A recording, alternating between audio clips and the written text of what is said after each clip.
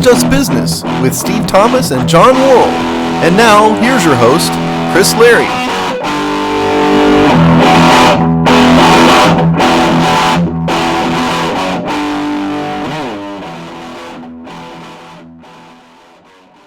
Hello and welcome to another episode of It's Just Business on the Hogstye Network, the show where we look at the dollars and cents of the sports media industrial complex. We're back down temporarily to the two-man gang version. So, Steve, how you doing today? Oh, I'm doing okay, and John will be back. He's just taking a day off here, but he's fine. Don't worry. Given what he talked about on the show a month ago about his health situation, he's fine. He just has a day off. We let him out. We let him take a day off every once in a while. But all is well down here in Texas. Can't complain. How about you, Chris? How are the woods? Is it still the woods? Yeah, it's summer in the woods, so that's a better version of the woods, I guess. But yeah, no complaints. It's got to be ultra mosquito-y up there, I would assume, right? About this time of year. It has its days, but yes, it can be bad. It can be. Yeah, it's down here it's almost too hot for it, right? Because it's July and it's in Texas, and so during the day we're fine. Because it's like 95 degrees, but it's at the nighttime. When you go out in the night in a really humid climate like this, you just get eaten alive. I don't even like going out in the driveway, at night because of that. Because people don't love me, but bugs do. It's the curse of being me, Chris. I repel humanity, but the insect life really loves me. That is quite a motto, I would say. Get that on I'm just telling the truth, It's like, we got to tell the truth on this show. There you go. Someone get that on a Cafe Press T-shirt stat. Humans don't like me, but bugs do. Yeah, somebody do that. All right, so we're going to jump right in. We obviously got a lot of meaty topics, as always. The first thing we're going to do, though, is jump in on this, Patrick Mahomes gargantuan contract. Steve, you probably are elbows deep in the details. Why don't you give us the highlights? Well, okay. Well, first of all, it's 10 years, $450 million, $10 million signing bonus. But the reason why I wanted to bring this up on the show, and the reason why I think it's interesting is the question's been rolling through my head as soon as I saw this roll across the screen is this a sign of things to come, or is this just a one-off contract by a guy who is a league MVP caliber player? That's what was really going through my head, because baseball has done these contracts before. Who was the guy who died down there in Florida? No, it wasn't him. It was Giancarlo Stanton had a huge 10-year contract, right? Not the pitcher. And there have been others. There have been a couple, 2 or 3 or 4 contracts that have been really long in the NFL. I think the Packers gave Brett Favre what they called a lifetime contract at one point in time. Magic Johnson got a 30-year deal with the Lakers, in basketball. But by and large in football, these contracts cap out at 5 or 6 years. And so the idea that the Chiefs gave Patrick Mahomes a 10-year deal really struck me as, wow, they really believe in this guy.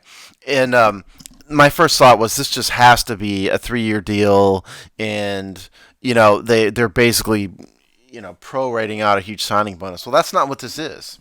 This is a really interesting deal, Chris, and I think the conclusion I have to come to is that it's probably a one-off deal, because here's what happens, and I'm not going to bore you guys with numbers after numbers after numbers, but basically, so he's got a really low base salary. It goes up significantly at the end of the deal. By the end, his base salary is $38 million, but it's $2.5 million or lower all the way through 2026. But what happens is he's got ginormous, huge roster bonuses every year. Huge. The largest one being $49.4 million in 2027. But the kick is, this is why it's really interesting. The trick here is that the roster bonuses become guaranteed 2 years earlier, each year all the way up through 26. And then it becomes guaranteed 1 year earlier up through 2029. meaning that the 2023 signing bonus or roster bonus, which is 34.4 million, becomes guaranteed at the first day or the third day of the league year of 2021. So, in other words, if the Kansas City Chiefs ever want to cut him, they have to think 2 years ahead of time. So it can't just be like they're tired of him for, a year and his performance, dips and they want to get rid of him. They've got to think way in the future. So they are as locked in to this player as you could possibly be in the NFL. It's worse than the Kirk Cousins contract from a team perspective in terms of what they're committed to, because would take a gargantuan effort to get rid of this player. So for that reason, I don't think this is really a type of contract that you're going to see. I don't think we're going to start to see a lot of 10-year deals like this, because most teams, the Chiefs might be willing to gamble on Patrick Mahomes because of who he is and everything. But even then, they've committed to him through, I believe it was age 35. Yeah, 35. Even for Patrick Mahomes, that's a huge risk. So I think this is a one-off deal, and from a team perspective, probably irresponsible, quite honestly. Thoughts? I think it probably. I wouldn't be surprised. Now, I would, even from what I'm going to say, this one's probably an outlier contract. But I wouldn't. I will not be shocked if quarterback contracts start to look more like this than they do your average NFL quarterback. And I'm talking your top 25% of quarterbacks in the league. You're not talking about journeymen or even like mid-level starters. But quarterback is so important. And if you've got one that's dynamic enough for a whole bunch of reasons, both on the field and for your marketing, and for that you think you can build around to stay successful for 5, 7, 9, 10 years, I wouldn't be surprised if we see more quarterback contracts that are at least inspired by this. Whether they're this locked up or that long, it'd be hard to say. That's the only kind of wrinkle I'd say. I'd say for everybody but quarterbacks, contracts will continue to look like how they do now.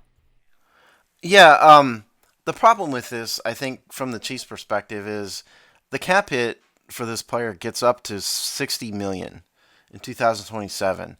That's a really big number. It's not. There was some chatter when this contract was first announced, and we didn't know the details that maybe it might be tied to cap percentage, which would make some sense to me, and I think I'd be more willing to do that as a team. But it's not tied to cap percentage at all. It has nothing to do with cap percentage. In the recent history of the NFL, huge quarterback contracts almost always come back to bite teams. The Ravens gave Joe Flacco a ginormous contract, for example. Tony Romo had a huge contract, and that's when Dak Prescott came in and all that stuff.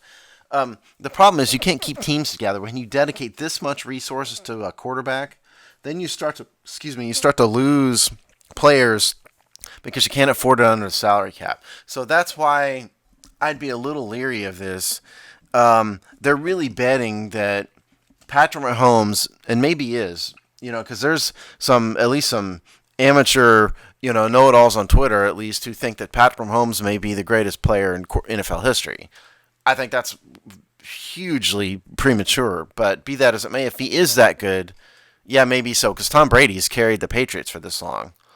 It would have been if they had given Tom Brady this kind of contract, it would have worked for the Patriots. But beyond Tom Brady, can you name a Drew Brees maybe? But even Drew Brees has been helped tremendously by talent around him. I can't really think of another non-Tom Brady player that could carry a team all by himself. So they're really betting here, I think, that Mahomes, because they're going to lose some players because of this. I think they're really betting that Patrick Mahomes is an all-time great. And so, yeah, for that reason, I think this contract's a huge outlier. And, I mean, look, he could get hurt. He could tear an ACL. God knows what. I mean, I hope not, for sure. But, anything could happen in 10 years. And you can't, when you're locked in 2 full seasons early, I mean, how do you plan for that, I mean, I'm sure they calculated all the various risk. I think if you're thinking of one of a handful of players, and maybe it really is just one that you'd be willing to roll the dice on. I mean, he makes a lot of sense, especially from Kansas City, for a couple things. One, he's super young still, so he's still very young. His accomplishments thus far are staggering, with no real, there's no football, barring injury, obviously. There's no football reasons why he would diminish greatly, in the next 5 to 6 years, probably, at least. And in a mid-sized market where you've already got a Super Bowl, this guarantees you probably 9-7 to 11-5 going on a large stretch. So, that keeps them relevant, gives them a marketing superstar in a mid-sized market. I can see where Kansas City would be willing to take on the risk there, and I think they know it's risk because there's all kinds of things could make this a horrible contract. And actually, the Saints and the Patriots are good comps for two different reasons. One, the Patriots have proved that if you have the right person at quarterback, then you can retool many times over, and even with mediocre talent.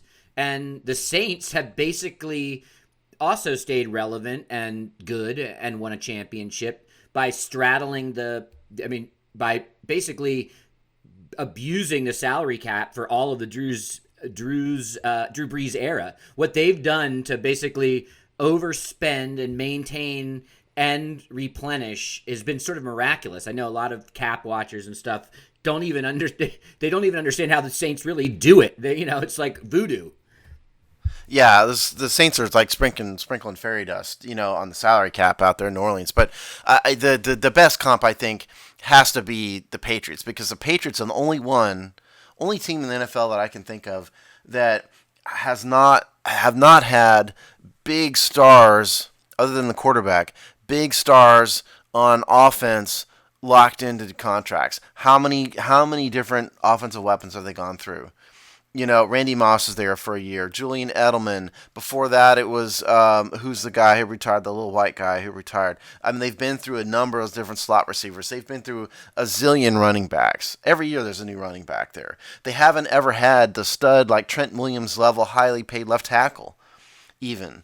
Their best offensive line was Logan Mankins, until he retired for a long time. So the Patriots have truly done it without a huge salary cap mess because of the genius of Bill Belichick and whatnot. My fear with Mahomes is that he's got a ton of weapons around him.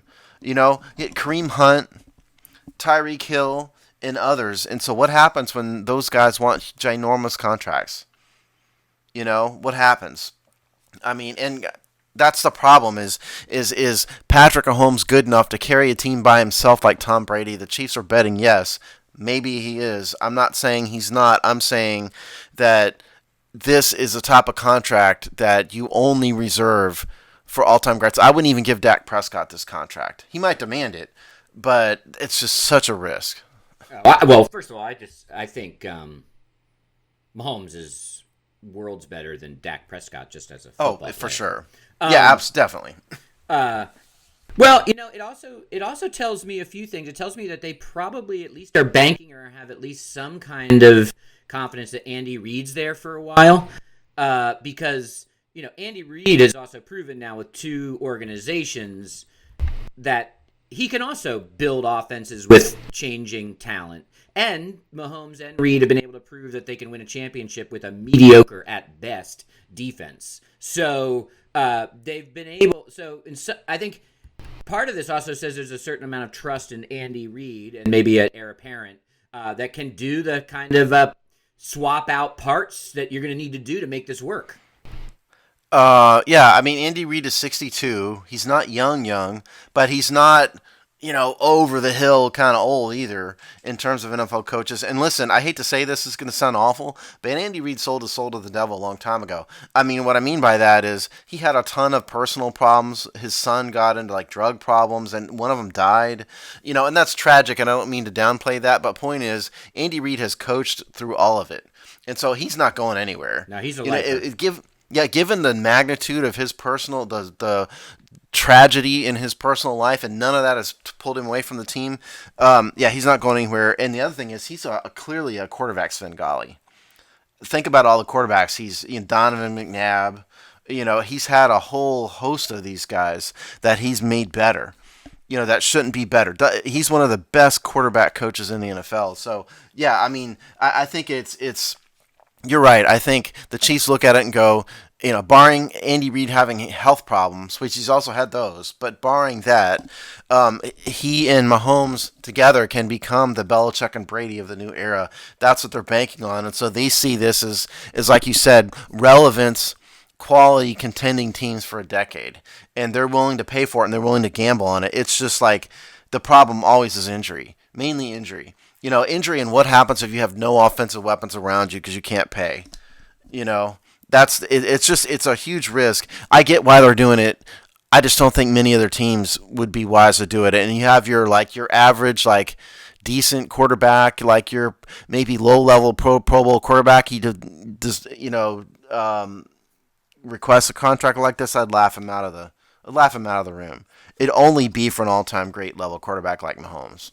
I think. Yeah, I mean we have evidence of some of that, right? We can already laugh at the Goff contract, you know. Yeah, crazy, right? Well, again, Flacco is the gold standard for this. You give Flacco a huge contract, it destroyed your team. You lost all your talent.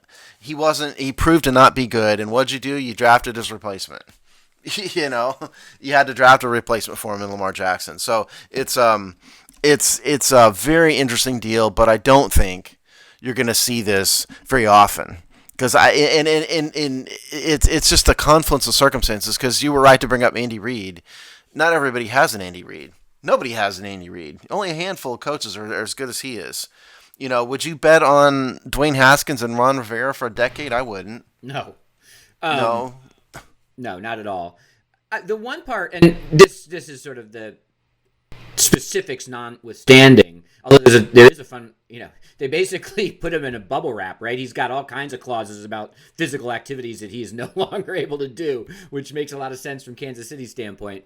But I would like to see at least somewhat of a trend here where teams understand that keeping this level of talent together is actually part of the recipe for success in the NFL. I mean, I think, we've seen the sort of mercenary squads just rarely work out. And like Major League Baseball, like the NHL, I wouldn't mind to see this start a trend of teams investing in some of their core players over time with longer contracts and understanding that really the way to win in the NFL is to have a core couple guys with one of those being a quarterback, and to see a little bit more like long-term building. I hope that at least is a trend. Yeah, I agree. And you can buy a team in baseball pretty much just the way it works. And teams have done that. The Florida Marlins bought a team and then got rid of them the next year. The Yankees have done that at times, although they had their core group of Jeter and those four guys. But I mean, the Yankees have done it. Teams have bought players, but in the NFL, it's very hard to do it. And I think the teams that are good long term do have a core group. The Redskins in the 80s had the Hogs. That was the group.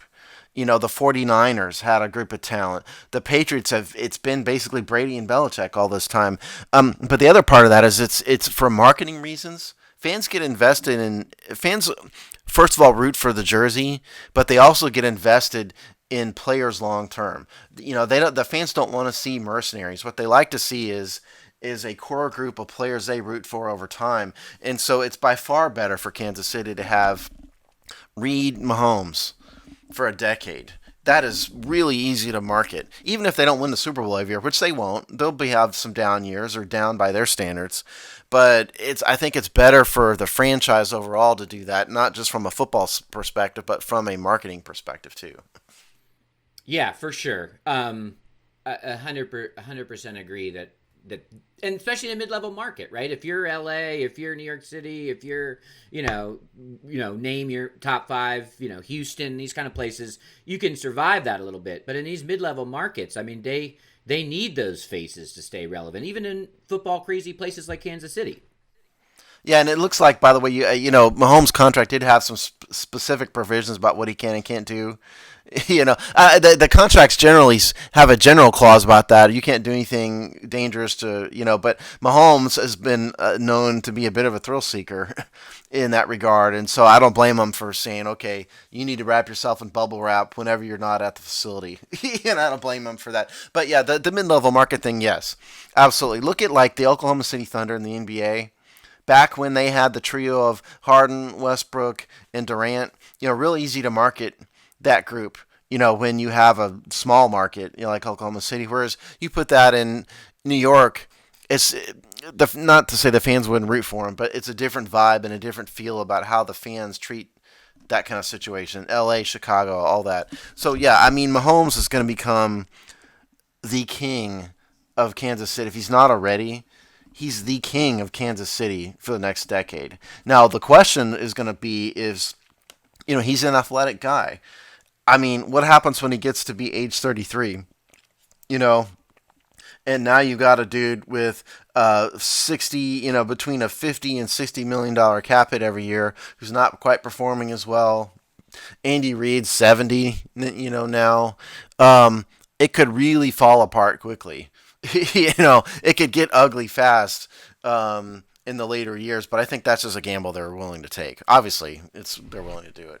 And I think and this is from the sort of football perspective around that, is that he is, he's not a RG3, even Colin Kaepernick type where it's all the sort of running back and a quarterback position type deal. He's way more Russell Wilson. He's being mentored by a Svengali. So I think he's already shown in his early career he can be a traditional quarterback. So I think part of the calculus on their end is that, like a good pitcher, that's able to have a good back half of a career after the fastball's gone. I think they have confidence that, he can, one, protect himself, which he's also been pretty good at, although, things happen. He's young and yeah.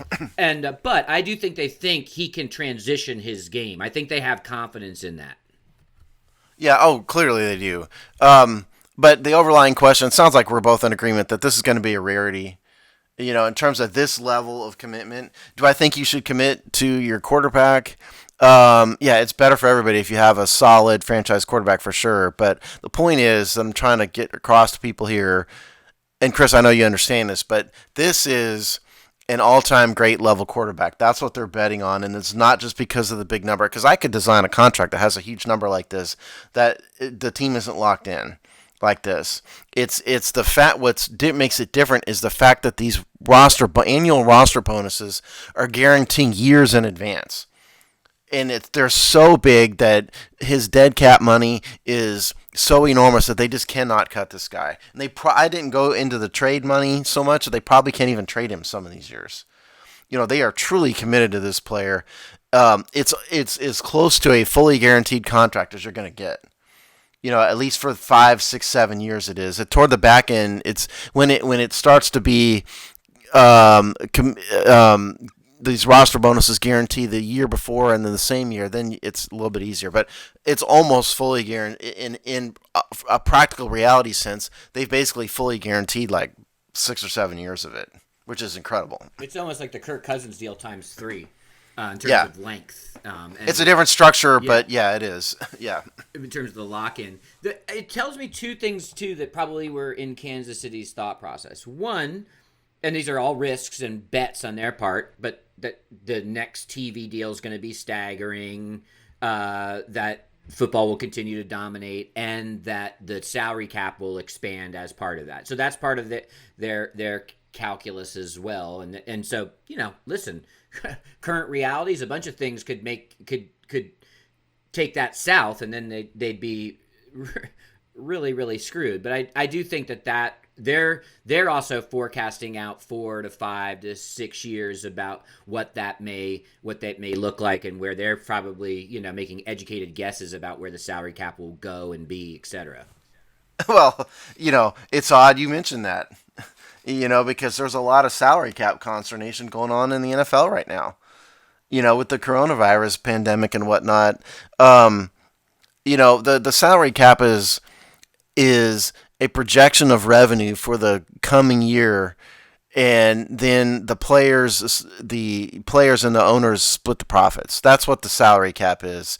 Or the salary cap is the cap on what the teams can give to the players based on the projection of revenue. So, depends on what happens with this coronavirus thing. It's safe to say that the salary cap is not going up in 2021. At a bare minimum, it's not going up. And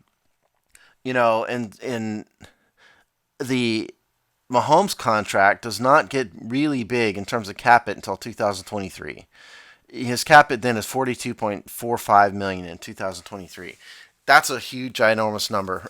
um, but for the next couple of years, it's a lot, but it's manageable. And so if there's coronavirus problems, they will probably be okay for the next couple of years. It's only 2023 that it really gets huge. And so if the financial hit from what's going on right now extends out many years, they could have a problem, but they'll be okay in the short term because of the way it's structured. Like his cap hit in next year is only 24.8 million, which is a lot, but not a soul crushing number. In 2022, it's 31.45 million. So again, that's a lot, but not huge. So if the salary cap really goes south, they will be okay for a while.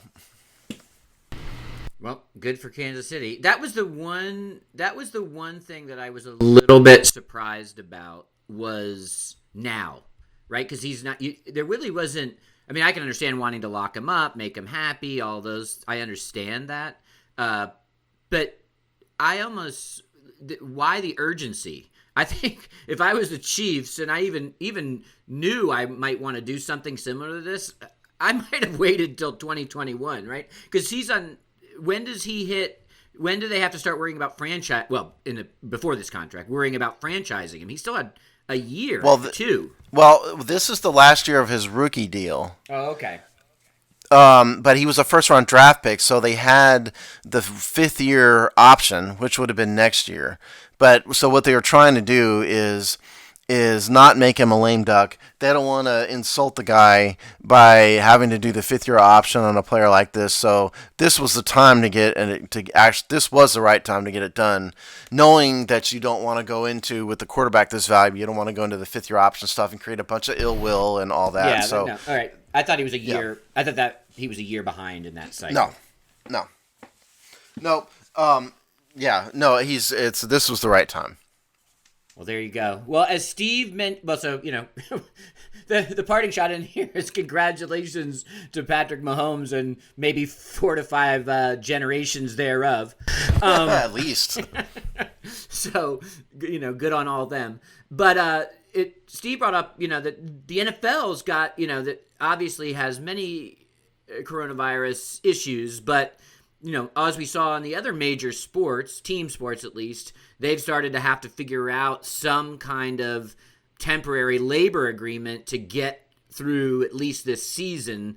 And it seems to have gotten a little bit dicey. I think they'll figure it out, and the players union actually doesn't have a ton of leverage anyway.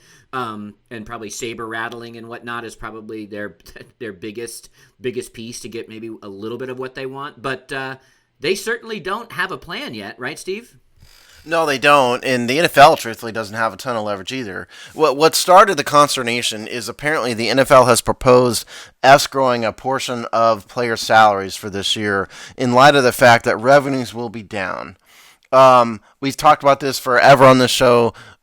TV revenue rules the NFL, but if there are no fans or there are a severely reduced number of fans in the stands for the 2020 season, or at least a portion of it, revenue will be down. And so what the NFL is doing is asking the NFLPA to share in the risk of the drop in revenue, and that's the point of escrowing the money. And so basically, I think what they're talking about here is whatever the agreed percentage is on, escrow that, and then if the losses are big enough, it doesn't get paid, and if the losses are acceptable, it does get paid. Well, here's the thing, and this is, I can't believe I'm going to say this, Chris, because it just bothers me, because I'm usually pro-management on these things, but the fact of the matter is, like I said for baseball, the NFL owners are the ones that take the risk, okay? They own the franchise. They get the equity benefit at the back end.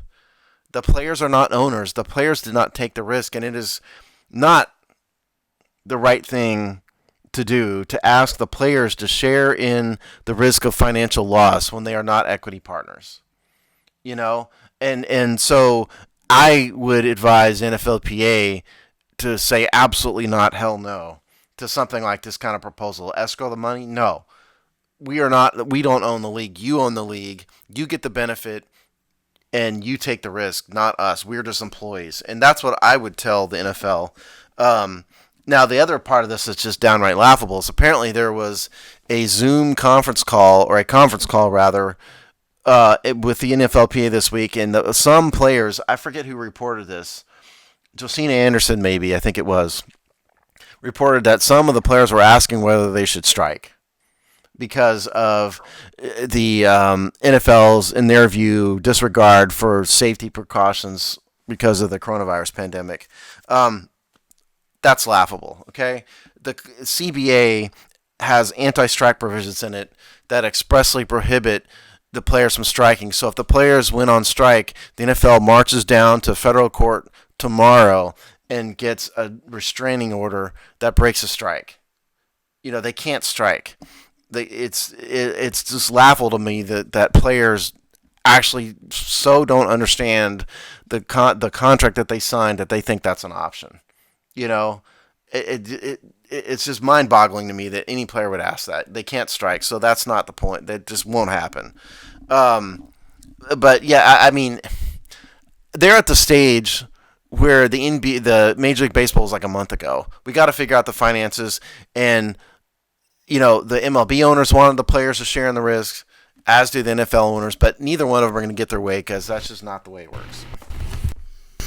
Yeah, I mean, well, one, it doesn't, and any collective bargaining contract agreement situation, and then in the NFL, it doesn't surprise me that the people don't really know what the contract terms are that they're working under, and it also doesn't surprise me that the first thing anyone says is, "Well, can't we strike?" Which sounds like it just sounds like how that was surfaced, and Well, didn't you read page 7 of the collective bargaining agreement? Player who asked to strike.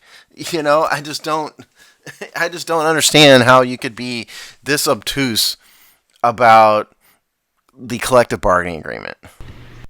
Yeah, I mean, well, it doesn't surprise. I don't disagree with you. It just doesn't surprise me that that's the case.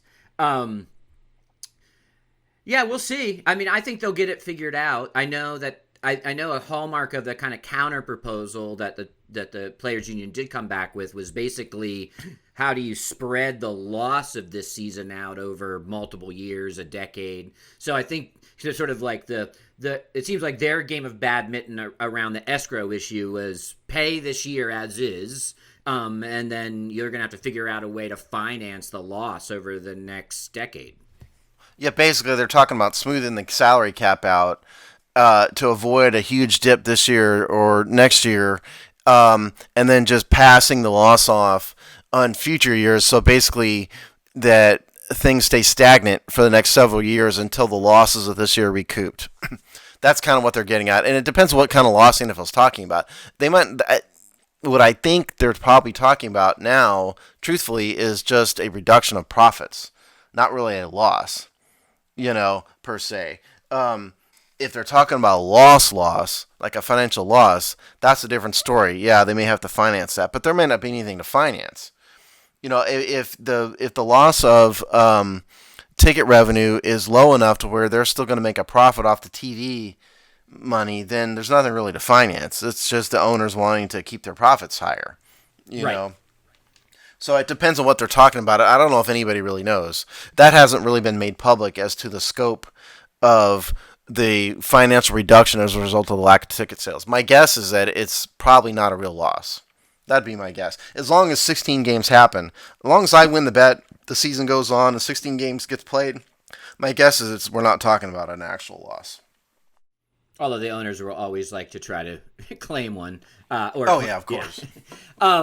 Well, we could, and we'll see. The coming weeks will tell us more. This is just some of the early rumblings, the saber rattling, and basically counter proposals and commitments to meet. So we'll see as that rolls out.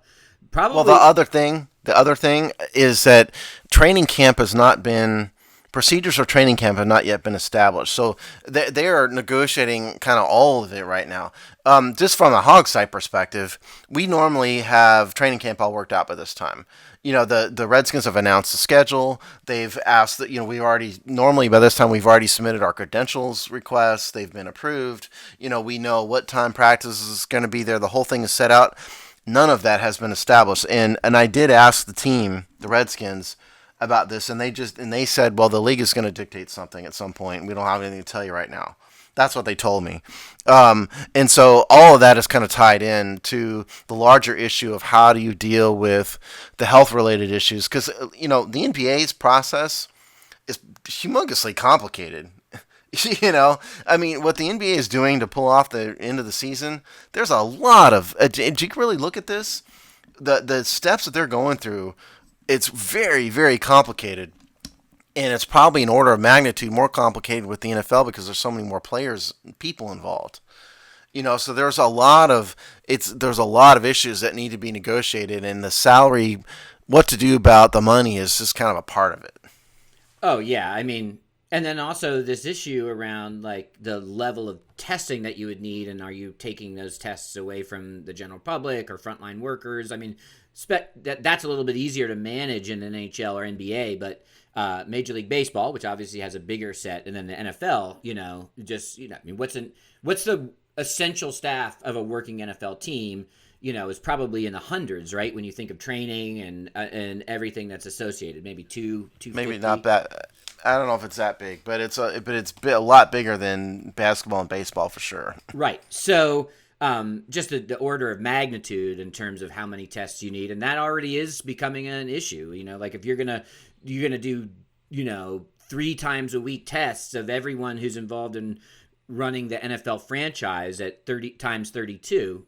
That's going to be a public relations thing that's already starting to churn. Yeah, we'll see. The we'll see part as we transition into what's going to happen to college sports seems a lot more dire. Now, these are look even what's happening in baseball, though. By the way, baseball is having the logistical problem of getting the test back in a timely manner. Which is something nobody thought about. You kind of think, okay, we'll test the players on Monday and we get the test back on Tuesday. Well, they're having problems. It was over a weekend. Some of the samples didn't get shipped or something. And so those are like the issues that can cause a serious problem when you're it's not just like one guy sitting in his house waiting on a test. That happened to me. I told you I had a coronavirus test. They lost a sample and it became are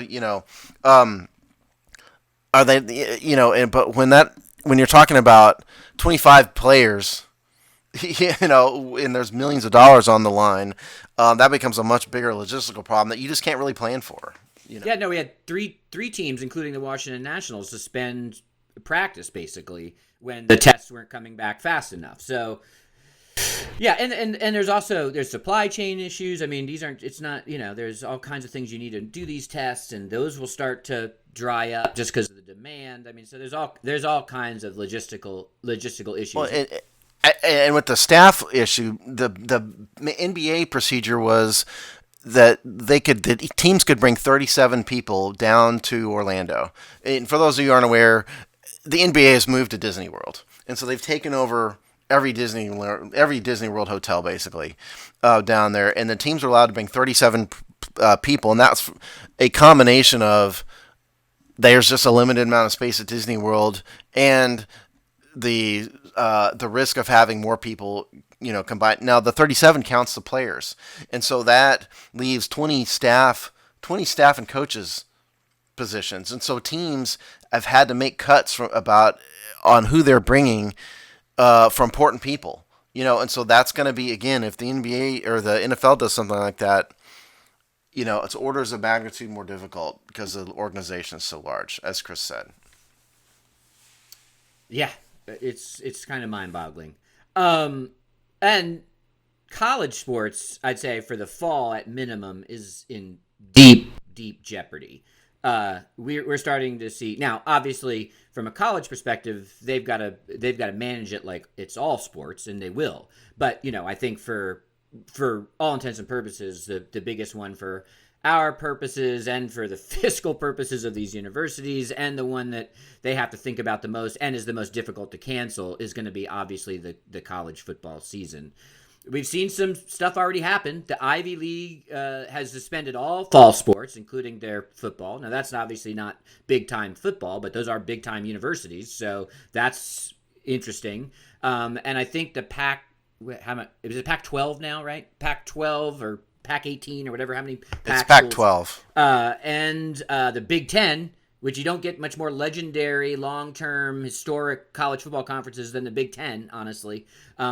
They've gone to only conference games, and that's across all sports. But again, that makes them, the implications are huge in football.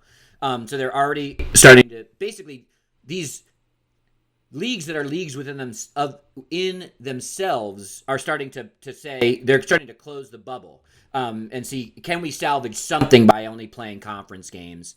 And then the commissioner of the SEC came out with a statement that said basically, if you think it's a given that there's going to be SEC football, you've got to really readjust. They're committed to trying, but he was basically saying if the societal problems are this large, it's going to be very difficult for us to come back, so to speak. It shouldn't surprise anybody that the Ivy League was on the leading edge of this. They were the first ones to pull out of the March Madness tournament. So they've been on the leading edge from the beginning. But more importantly, the Ivy Leagues do not rely nearly as much on the money from their sports as do almost every other conference. And not only that, but their players aren't even on scholarship, at the Ivy Leagues. Or at least not every Ivy League school. So it's the money is, and they have huge all Ivy League schools have massive endowments that are supporting the university in other ways. So they're not nearly as worried about the money as other conferences. But in terms of football, when I first saw the idea of limiting it to conference games only, I thought it was a bit odd. What difference does it make? But what it's really about is control. If you cut out the non-conference games, the commissioner of the conference can control everything. And then if it's Oklahoma State, you can move that game to whenever, and it's easy. Whereas if you're dealing with like Oklahoma and Virginia, I'm making names up out of thin air. Well, then you got it. What the Virginia's ACC. I mean, you got to deal with the commissioner of ACC about it, and that's why it's really not really about the schedule. It's about allowing the conferences to control their own destiny in such a way that's best for them. That's what it's about, and that makes some sense. Now, the question is, if that's the case, how do you replace 6 games? Because it's 6, a lot of them, most of these teams have 6 out of conference games. So are you going to shorten the season? Are you going to have them play twice? Or play some teams twice? You just get like the SEC, you have enough teams to not do that. So there's a lot that needs to be ironed out, but I continue to believe that at least for the Power 5 conferences, they will move heaven and earth to make sure it happens, because there's way too much money involved, and there are significant consequences for the athletic departments of these schools if they don't have football. They've already lost a ton from March Madness. No doubt about that. I think actually the conference only is them moving heaven and earth, right? That's the first stage of moving heaven and earth. And I think they'll be okay with just, reduce the season at that point if that's going to protect some revenue. They'll just say we're just playing a conference schedule. Now they may expand that a little bit, and in conferences like the SEC, you can do that. But yeah, no, I think you take the Big Ten. If they just say we're going to play our conference schedule as is and take the loss on the out-of-conference games, I think that they're probably starting to know what that contingency looks like. Well, yeah, that's true. But the other thing also here is there's a deeper ethical issue when you're talking about colleges managing amateur athletics than professional sports. Because professional sports, you're pros, you're adults. You can make your own decision. And then you just live with the risk. But when you're talking about state-sponsored, not sponsored, schools that are government entities, and you're managing 18 to 20-year-olds who are not getting paid, there's a really much deeper ethical issue as to how much risk you can let those players take, I think. And money rules all for sure, but you can't just treat this like the NFL and go, listen, we're going to put you in the bubble, or the NBA and go, you're in a bubble and who cares, deal with it. You can't really do that to college athletes like that. It's because of the ethical issues involved. So it's a much more complicated problem than professional sports, for sure. And yeah, I think the limiting it to conference games is the beginning of the moving heaven and earth part. The bigger question is, How are the logistics of managing a locker room from a health perspective. There's a lot more players on a college football team than there are on a pro football team in the program. So you have a lot more problems to test people every day. You're going to have hundreds of tests, instead of just a smaller number. So there's a lot deeper problems in college athletics. And not to mention that this isn't just a kind of existential threat. We've seen plenty of teams with cases already, so it's like, they're already dealing with outbreaks. It's not something that you're planning necessarily, kind of that might happen. They're already seeing it. And I agree. I mean, the ethical, legal, right? They're way more open to being sued by a family or whatever, than a pro sport is, for obvious reasons. They're not under contract, they're not being paid. The school does take some responsibility for the care of its students, and then so they'll get sued in a heartbeat if something happens. That's a given. Whether it wins or not is a different case, but they will be brought. And also, what do you do if the school has gone online only? If they don't have students on campus, just run of the mill, college students on campus, you can't just make the football team report. Well, you can, but it might not be the right thing to do. Right, it'd be difficult. And you, yeah. Number one, I don't think there's going to be a lot of online only. There's going to be some, but I don't think there's going to be a ton of online only schools semesters. If you ask me, it is a fact. The coronavirus is highly, highly contagious. The death rate, however, is very, very, very small, and so I think the idea here is, for young, healthy, strong, athletic people, the risk of serious problem is very, very, very low, like lightning strike level low. And so, from that perspective, they probably ought to try to make it work. I think that's the theory behind it, at least. You might not agree with it, but I think that's what the numbers say, in my view. And that's how universities view it. But the problem is, as you said, is the lawsuits can happen. They might not win for a variety of reasons, but the lawsuits will for sure happen if one person out of 1,000 gets huge amount of medical bills because they end up in a hospital on a ventilator or whatever. Yeah, the university is going to get sued for sure. Whereas pros, you can have them waive that stuff. It's at your own risk, but you can't have college athletes sign waivers like that when they're not getting paid. So it's just so much more risky. Even if I'm right about what I said about the numbers, it's just the coronavirus numbers, it's hugely risky. So that's what they're facing. But the lure of billions ultimately will win out somehow, some way, I think. It will at least mean they try. Yeah. Yeah, well, that's what I mean. The lure of maybe it won't work, but the lure of billions means they're going to move heaven and earth to try and make it happen. Yeah, and I think if you're these smaller, there's so many haves and have-nots and different levels of money, power, and influence in college sports. And by the way, I've been saying this on the show for a while, and we've been bashing the NCAA for as long as the show's been around. But this is the slow motion car wreck that will end the NCAA. I see, it may take a couple years, it may take some death rattles, but if you start seeing these conferences do their own thing and basically why do we need you and where were you and that construct is over anyway. It's gone. It might take a while, but it's done. Well, and let's hope, because the NCAA is a useless organization, and the problem is, fundamentally, NCAA doesn't really control anything. Right. When it comes to this, the conference commissioners are really what controls things, and the controlling body of the NCAA really is like a G5 style, conglomerate of the commissioners of the power conferences, or G7, the economic summit, the politicians do.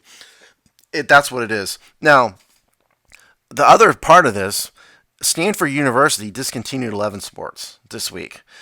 Men's and women's fencing, field hockey, lightweight rowing, men's rowing, co-ed and women's sailing, squash, synchronized swimming, men's volleyball, and wrestling. All of those are minor, non-revenue sports, and this isn't just coronavirus. This isn't just right now. This goes back to the loss of the March Madness. Because remember, we told you guys that March Madness funded like some enormous amount. I forget the number. Like, it was like 70% of the athletic department budgets for a lot of these schools. So the downstream result of that is things like co-ed sailing is gone at Stanford. And that's just for.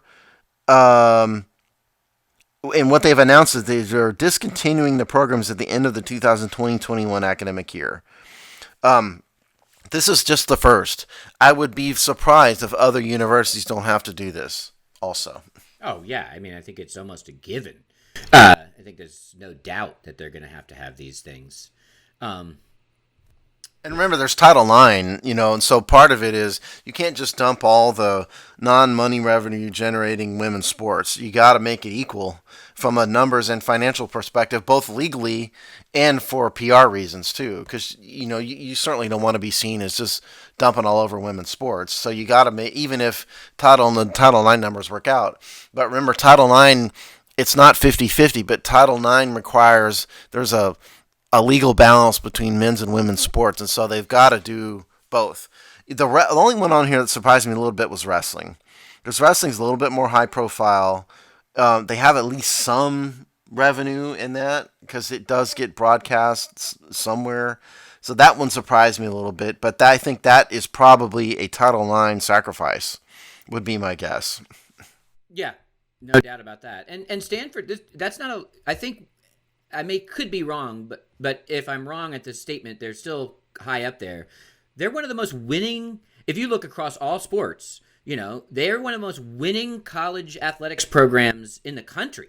So I mean, which I'm sure they take a lot of pride in. So it's not trivial. It's not the University of Georgia or something where football is such king that nothing else matters. Stanford, sort of the kind of school it is. We can laugh at stuff like yachting, but that makes kind of sense for Stanford student body, and to a certain degree, they take a lot of pride in being that successful of a student athletic program across all sports. Yeah, and looking at the list here, all of these are co-ed eliminations, with the exception of men's volleyball and wrestling. So they've shaded it a little bit to the men's side to make up for the numbers and the finances of it. That's why it's men's volleyball and wrestling, which is, as far as I know, only a men's sport. All the rest of this are co-ed, or not co-ed. All the rest of them are men's and women's sports, beginning eliminating equally. But they've eliminated more men's than women's because it's not because Stanford likes women better than men. It's because Title IX forces that to happen. So that's the downstream problem. And listen, if we have a limited football season with only 7 or 8 games of conference games, expect more of this next year, because you lose March Madness and then you lose 25% of a football season. That's even more money down the drain. So you will see more sports go. Because at the end of the day, also, the primary function of a university is hypothetically to educate. And so if you have to dump something because of lack of money, sports is the right thing to dump. It's a part of development for sure, but at the end of the day, you want to educate them first. So you got to keep the core mission, in mind, I think. And sometimes I wonder if universities have that in mind. But hypothetically, at least, they're still educational facilities. Yeah, no, and I think that'll drive enough of the decision making here. And probably, like a lot of things that we'll see in society, the coronavirus era will be both a reality and an excuse. Because you can, some of these schools probably were looking to ways to slash some of this overhead in their athletic department and whatnot. So, the coronavirus gives a lot of that kind of stuff the cover of night. Well, what you're right about is this has all been a horrible thing for sure, but a good result of this will be the destruction of the NCAA construct. It's I fully agree with you there. The NCAA it's like having the worst boss in the world who actually has no authority, but has enough authority to ruin your life. The NCAA needs to go, and there needs to be a complete reorganization of everything. And if this happens, if part of the result of this awful time in American history is that'll be one positive that comes down the road, and I will thank God for it. But right now, we just got to get through this. Yeah, so we will see. I'm sure in 2 weeks' time we'll have a whole another round of updates on all of these fronts. And in 2 weeks, let's see. No, I don't. We might. Is anything set to kick off officially in these next 2 weeks? I believe the NBA will be playing a game before the next show. Give me 1 second here. I'm going to look it up. You should have warned me. I know. I know the NHL is August 1st. I think is when, and I'm not sure when when the new opening day is in Major League Baseball. Okay, so I just Googled NBA schedule, and what first popped up was Jazz and Pelicans on July 30th.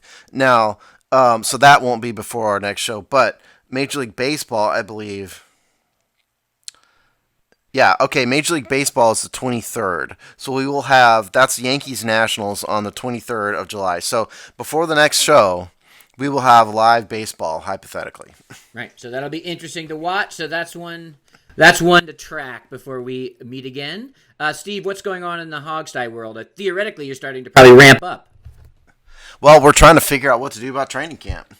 We really, like I said, we just don't know. We're just going to have to play it by ear, which is a bit difficult. But, yeah, Seasons of Discontent will probably be back somewhere around training camp-ish. It's still on hiatus, but we are still doing our thing. Rob Henson has joined the cast of the Hogsty on a permanent basis, so that's fun. He's got a ton of great things to say. Yeah, he told a great story about the Jim Zorn swinging gate play on the last show. So stick around and stick around for him on the Hawks side. And we've got all our normal written content. So check it out. That's got to be top 3 most moments of team infamy, the swinging gate play. So I'll tell you off the air because I want to make people go back and listen to it. Wild. All right, so we'll be back in 2 weeks.